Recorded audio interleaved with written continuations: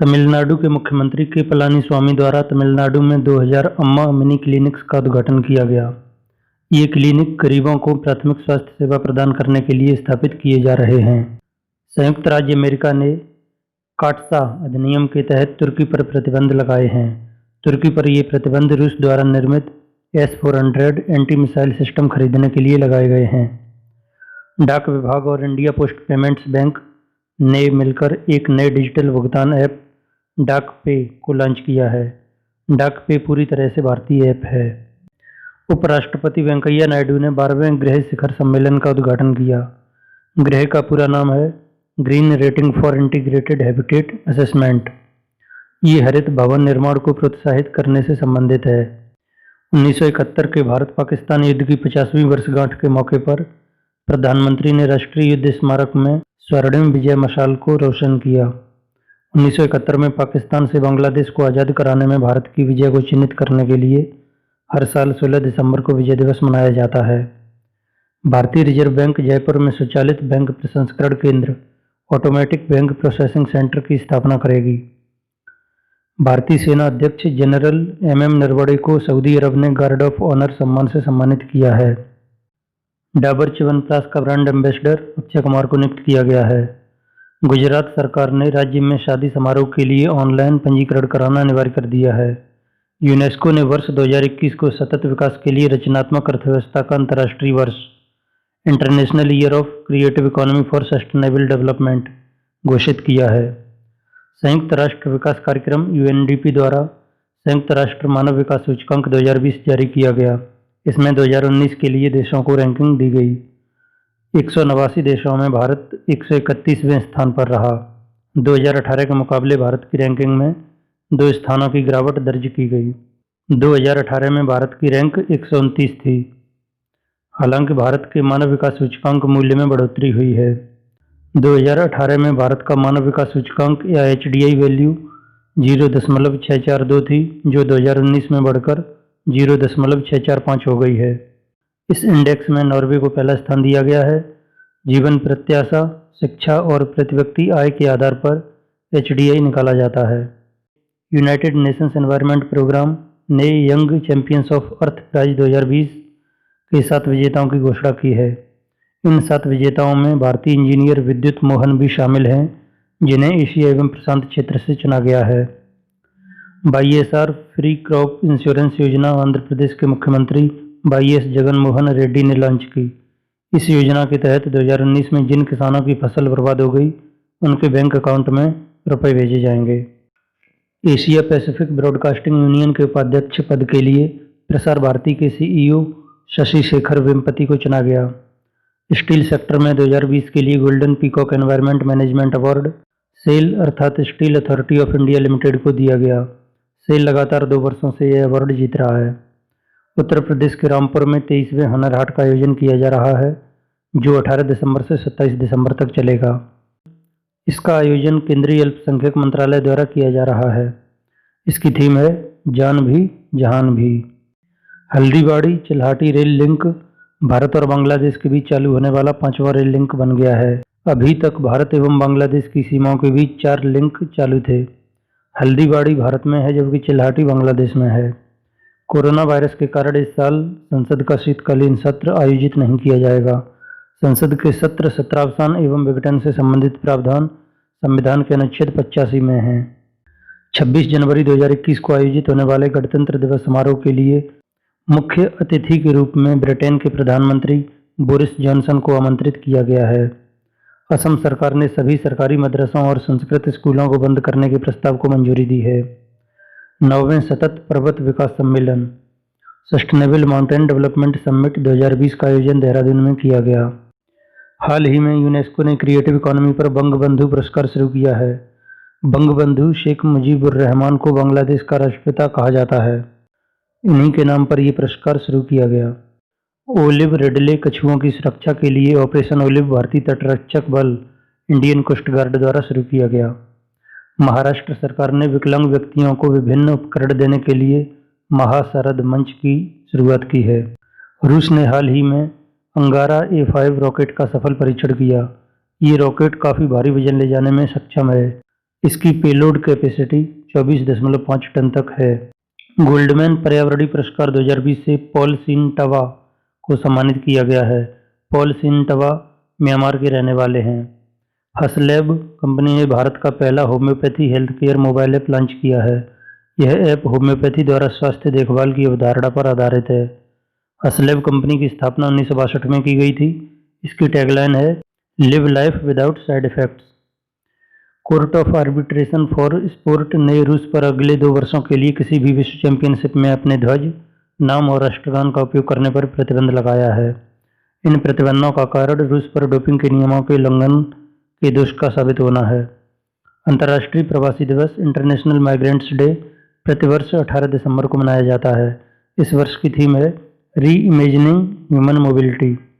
संयुक्त राष्ट्र महासचिव एंटोनियो गुटेरेस ने भारत के सिद्धार्थ चटर्जी को चीन में संयुक्त राष्ट्र रेजिडेंट कोऑर्डिनेटर के रूप में नियुक्त किया है। रेजिडेंट कोऑर्डिनेटर देश के स्तर पर विकास के लिए संयुक्त राष्ट्र महासचिव के प्रतिनिधि होते हैं। आयुष मंत्रालय और युवा कार्यक्रम एवं खेल मंत्रालय ने योगासन को प्रतिस्पर्धी खेल कॉम्पिटिटिव स्पोर्ट के रूप में मान्यता दी है। हाल ही में भारतीय तटरक्षक बल के बेड़े में इंटरसेप्टर C454 नामक स्वदेशी नौका को शामिल किया गया है। इसे लार्सन एंड टब्रो द्वारा निर्मित किया गया है। इसका वजन 110 टन और रफ्तार 25 नॉटिकल मील है। जस्टिस हेमा कोहली को तेलंगाना हाईकोर्ट की पहली महिला मुख्य न्यायाधीश नियुक्त किया गया है। गुजरात के कच्छ में विश्व के सबसे बड़े नवीकरणीय ऊर्जा पार्क रिन्यूएबल एनर्जी पार्क का शिलान्यास किया गया। इसकी क्षमता 30,000 मेगावाट होगी। विश्व अल्पसंख्यक अधिकार दिवस वर्ल्ड माइनॉरिटीज राइट्स डे प्रत्येक वर्ष 18 दिसंबर को मनाया जाता है। भारत में इसे राष्ट्रीय अल्पसंख्यक आयोग द्वारा मनाया गया। राष्ट्रीय अल्पसंख्यक आयोग नेशनल कमीशन फॉर माइनॉरिटीज की स्थापना 1992 में की गई थी। यह एक सांविधिक निकाय स्टैट्यूटरी बॉडी है। भारत में 6 धार्मिक समूह अल्पसंख्यकों की श्रेणी में आते हैं। ये हैं मुस्लिम, सिख, ईसाई, बौद्ध, जैन तथा पारसी। संयुक्त राज्य अमेरिका ने भारत को करेंसी मैनिपुलेशन निगरानी सूची में शामिल किया है। इस सूची में चीन, जापान, जर्मनी, सिंगापुर जैसे देश पहले से ही शामिल हैं। अमेरिका उन देशों को इस सूची में डालता है जो अनुचित तरीकों से डॉलर के मुकाबले अपनी मुद्राओं का अपमूल्यन करते हैं। Global visionary of sustainable business and peace award Ratan Tata को दिया जाएगा। कैटो इंस्टीट्यूट द्वारा जारी मानव स्वतंत्रता सूचकांक 2020 में 162 देशों में से भारत को 111वां स्थान दिया गया है। पहले स्थान पर न्यूजीलैंड और अंतिम स्थान सीरिया को मिला है। उत्तर प्रदेश के जेवर में बनने वाले ग्रीनफील्ड एयरपोर्ट का नाम द नोएडा इंटरनेशनल एयरपोर्ट रखा गया है। इस हवाई अड्डे के लोगों में उत्तर प्रदेश के राज्य की पक्षी सारस क्रेन को रखा गया है। ऊर्जा क्षेत्र में कौशल विकास के लिए पहला उत्कृष्टता केंद्र गुरुग्राम में राष्ट्रीय सौर ऊर्जा संस्थान के परिसर में शुरू किया जा रहा है। परिश्रम पोर्टल का शुभारंभ ओडिशा में किया गया। किसान कल्याण मिशन की शुरुआत उत्तर प्रदेश में की गई। इसका उद्देश्य किसानों की आय को दोगुना करना है। पेटा इंडिया ने अभिनेता सोनू सूद को 2020 का हॉटेस्ट वेजिटेरियन सेलिब्रिटी ट्रॉफी से सम्मानित किया है। गोवा मुक्ति दिवस गोवा लिबरेशन डे 19 दिसंबर को मनाया जाता है। इसी दिन 1961 में गोवा को पुर्तगाली शासन से मुक्ति मिली थी। भारतीय सेना ने ऑपरेशन विजय के तहत गोवा को मुक्त कराया था। पुस्तक रिपोर्टिंग इंडिया प्रेम प्रकाश द्वारा लिखी गई। खेल मंत्रालय ने खेलो इंडिया यूथ गेम्स 2021 के लिए 4 स्वदेशी खेलों को शामिल करने की मंजूरी दे दी है। इन खेलों में गतका, कलरीपयट्टू, थांगता और मल्लखंब शामिल हैं। 2021 में खेलो इंडिया यूथ गेम्स का आयोजन हरियाणा में किया जाएगा। गतका निहंग सिख योद्धाओं की एक पारंपरिक लड़ाई शैली है जिसका उपयोग आत्मरक्षा के साथ साथ खेल के रूप में भी किया जाता है। कलरीपयट्टू का उद्गम केरल में हुआ है। यह एक मार्शल आर्ट है। मल्लखंब मध्य प्रदेश का राजकीय खेल है। थांगता मणिपुर की वैवाहिक कला से संबंधित है। अंतर्राष्ट्रीय मानव एकता दिवस इंटरनेशनल ह्यूमन सॉलिडेरिटी डे प्रतिवर्ष 20 दिसंबर को मनाया जाता है। कानपुर के रमईपुर गांव में भारत का पहला मेगा लेदर पार्क स्थापित किया जाएगा। इसरो ने भारत की स्पेस संपत्तियों की सुरक्षा, ट्रैकिंग और निगरानी के लिए बेंगलुरु में नेत्र नामक एक नियंत्रण केंद्र स्थापित किया है। नेत्र का पूरा नाम है network for space object tracking and analysis. Kerala में शिगेला संक्रमण तेजी से फैल रहा है। शिगेलोसिस या शिगेला संक्रमण आंतों का संक्रमण है जो शिगेला नामक बैक्टीरिया के कारण होता है। शिगेला संक्रमण दूषित भोजन और दूषित पानी से फैलता है। हाल ही में status of leopard in India 2018 report प्रकाशित की गई। इस रिपोर्ट के अनुसार भारत में तेंदुओं की आबादी में 60% की वृद्धि दर्ज की गई। अब भारत में तेंदुओं की संख्या बढ़कर 12,852 हो गई है।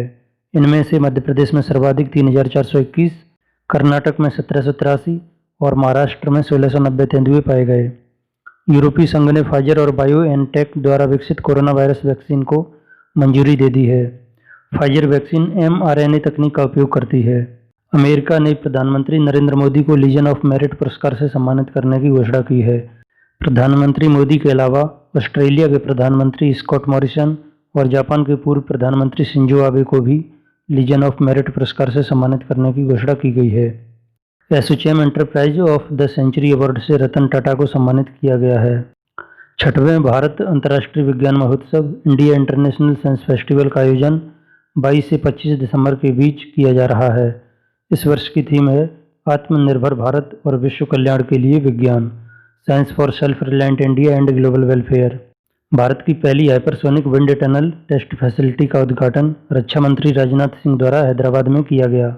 HWT परीक्षण सुविधा वाला भारत अमेरिका और रूस के बाद तीसरा देश बन गया है। जर्मनी के कोलोन में चल रहे बॉक्सिंग वर्ल्ड कप में भारत के अमित पंघाल ने गोल्ड मेडल जीत लिया है। गुजरात सरकार ने म्यूकोरमाइकोसिस नामक फंगल इन्फेक्शन को लेकर एडवाइजरी जारी की है। यह 50% की मृत्यु दर के साथ एक गंभीर संक्रमण है। यह प्रतिरक्षा प्रणाली इम्यून सिस्टम को प्रभावित करता है।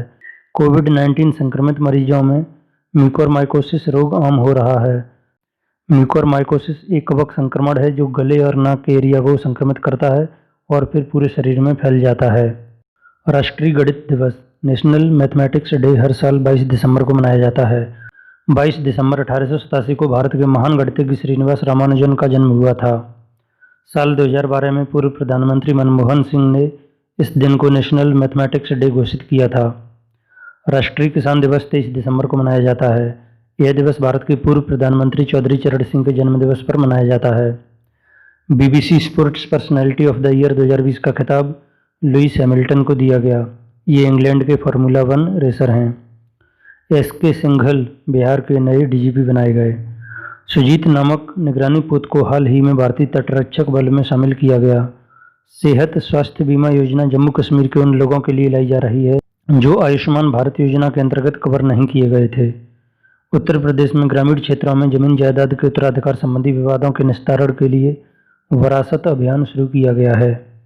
15 दिसंबर से आपकी जमीन आपका अधिकार सबको मिले अपना उत्तराधिकार के संकल्प के साथ शुरू हुआ ये अभियान 15 फरवरी 2021 तक चलाया जाएगा।